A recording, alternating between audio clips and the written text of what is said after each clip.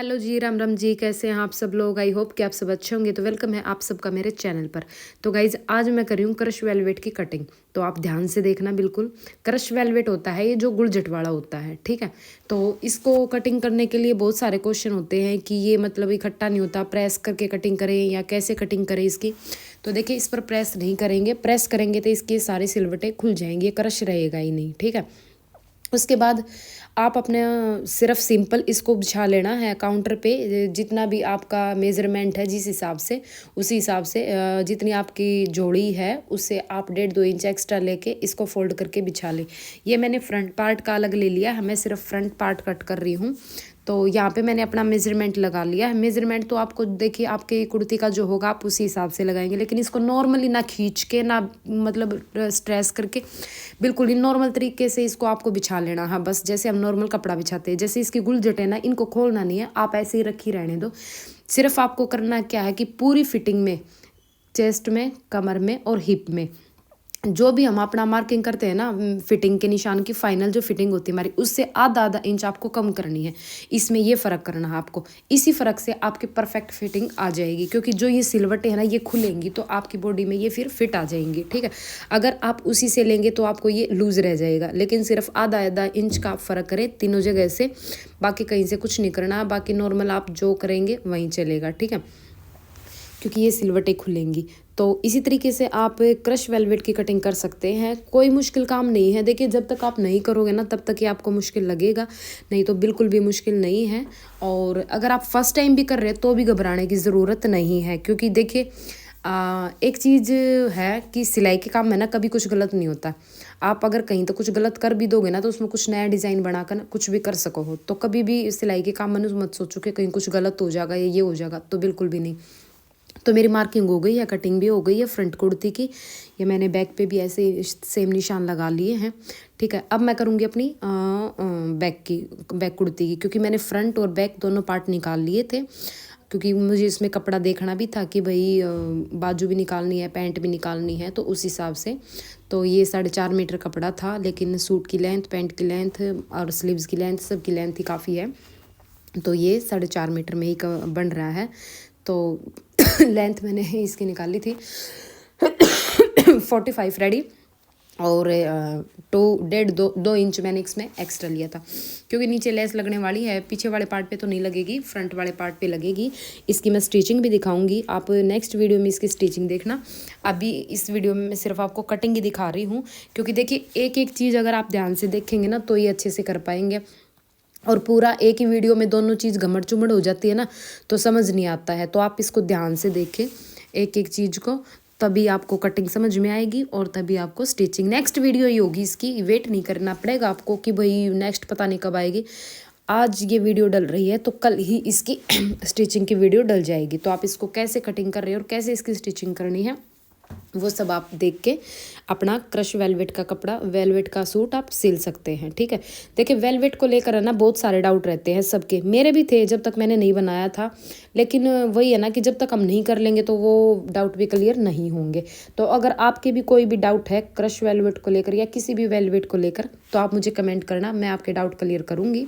अगर कमेंट में करने का होगा तो मैं कमेंट में ही कर दूँगी, अदरवाइज़ नहीं तो मैं दूसरी वीडियो में आपका वेलवेट के डाउट क्लियर कर दूँगी, ठीक है।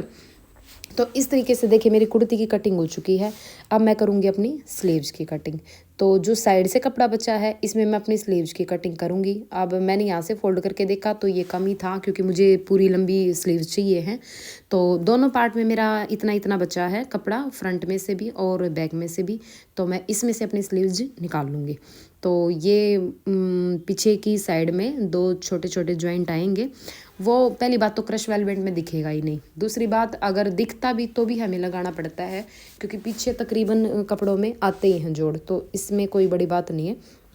तो यहाँ पे मैंने स्लीव्स के निशान लगाए हैं अपनी, और ये जो मेरा कम रह गया है इसमें मैं साइड में जोड़ लगा दूँगी। और ऐसे करके, क्योंकि ये स्ट्रेचेबल भी है और क्योंकि मैंने इसको खींच के नहीं लिया है, तो इसमें मेरा हो जाएगा। एक्स्ट्रा ही भले ही रहेगा लेकिन कम नहीं पड़ेगा हमें, मुझे पता है, क्योंकि इसकी फिटिंग वाली बाजू बनेंगी ये, बिल्कुल जो चूड़ीदार होती है जैसे वैसे फिटिंग वाली बाजू बनेंगी ये। मतलब चूड़ीदार तो नहीं है, आगे लेस लगेंगी, लेकिन सिर्फ यहाँ तक है, अपने हाथ का बिल्कुल फ्रंट जहाँ तक हम चूड़ी पहनते हैं शुरू करते हैं वहीं तक है ये। तो ये साइड में जोड़ लगाऊंगी, लेकिन ये जो जोड़ है ये छोटा रह गया, तो इसको मैंने रखा साइड में। इसका जॉइंट हम कहीं और से निकालेंगे, कहाँ से निकालूंगी मैं आगे चल के देखिए। तो इसको मैं अभी साइड में रख देती हूँ। पहले करते हैं हम पैंट की कटिंग।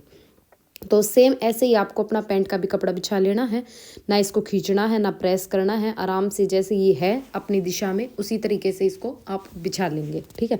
बिछाने के बाद आपको वही तरीका करना है। मेरा पैंट का तरीका मैंने पहले पैंट की कटिंग करके बताई हुई है, आप इसमें भी ध्यान से देखिए।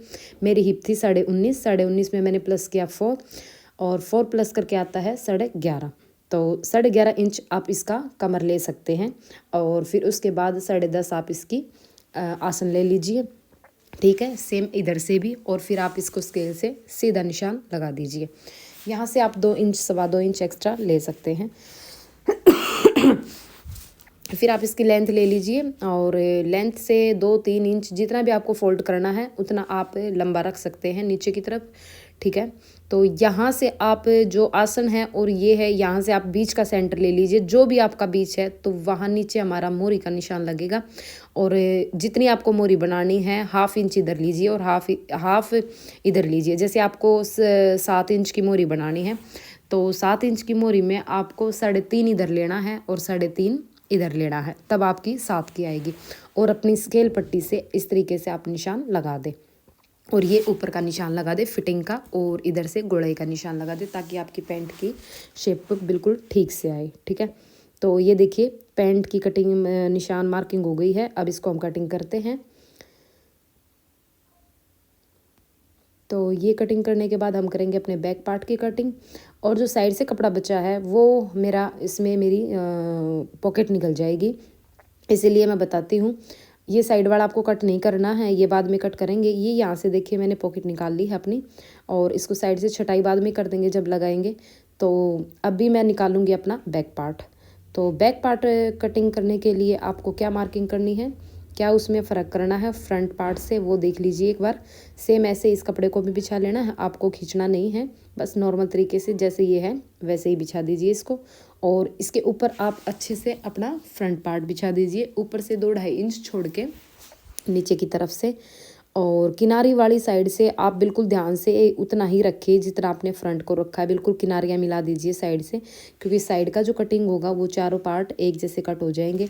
अगर ये भी आपके आगे पीछे हो जाती है ना, तो पैंट में दिक्कत हो जाती है। कई बार पैंट आपकी घूमती है, आगे की तरफ भागती है, कई बार पीछे की तरफ भागती है, तो ये दिक्कत यहीं से आती है अगर आप इसको एक जैसा नहीं कट करते हो तो, ठीक है। अब ऊपर से हम अपनी मार्किंग करेंगे। तो 2 इंच की आपको यहाँ पे मार्किंग करनी है। मैंने ये अंदाजे से कर दी है, क्योंकि डेली पैंट कट करते हैं तो इतना अंदाज़ा मुझे आ गया है। तो 2-2.25 इंच की आप करेंगे और इसको सीधा मिला देंगे, और इधर से आप आसन का कर्व दे देंगे, और नीचे से सेम जैसे स्केल पट्टी से मैंने फ्रंट का निशान लगाया था वैसे ही हम बैक का लगा देंगे 2-2.25 इंच एक्स्ट्रा पे अपने फ्रंट पार्ट से। तो इसमें कंफ्यूज होते हैं कई बार कि जो हम लंबा लेते हैं वो आसन की तरफ से लेते हैं या इस तरफ से। इस चीज़ का आपको हमेशा ध्यान रखना कि आसन की तरफ से हमेशा हमारा लंबा होना चाहिए, क्योंकि बैठते टाइम हमारा आसन खिंचता है पीछे से, इसलिए हम एक्स्ट्रा लेते हैं, ठीक है। तो यहाँ से आप एक जैसा काटेंगे चारों पार्ट को, यानी कि फ्रंट वाले दोनों पार्ट और बैक वाले दोनों पार्ट को। तो एक जैसे यहाँ से कटिंग करोगे तो आपकी बिल्कुल स्ट्रेट पैंट बनेगी, तो आपकी इधर उधर नहीं भागेगी। और नीचे से भी कट कर देंगे, तो ये हो गई हमारी पैंट की कटिंग। तो भाई ये पैंट की कटिंग करने के बाद अब क्या करेंगे कि हम अपनी पट्टी निकाल लेते हैं।